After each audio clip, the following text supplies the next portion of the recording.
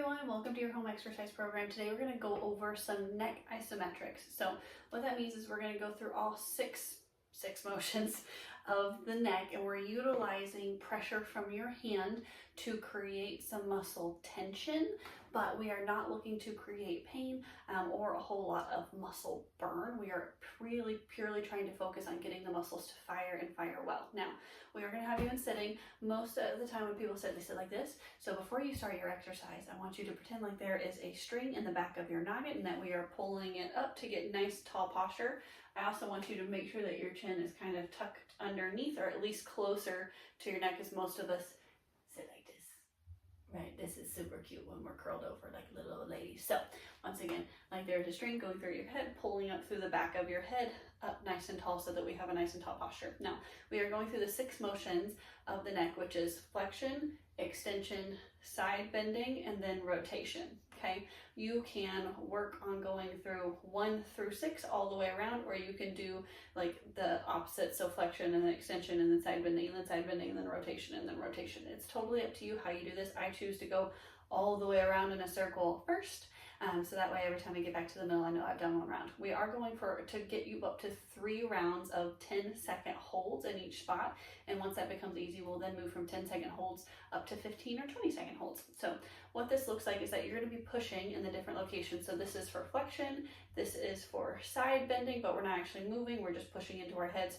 I like to do on the side of my head for side bending, and then at my temple for the rotational movements.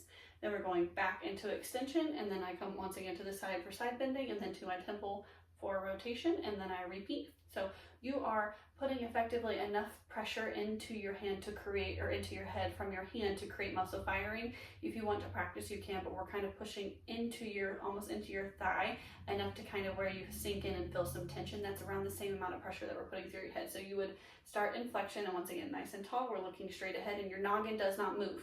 Okay, that's where the isometric not moving part comes from. So we are pushing for 1, 2, 3, all the way to 10. So we are holding there, and then we're relaxing, and then we're going to go to, I like to go into side bending next. So we are pushing at the side of your head for 1, 2, 3, all the way to 10.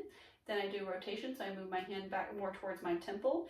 And once again, we are trying to do this rotation and then stopping yourself with your hand. So we're pushing in through 10 seconds.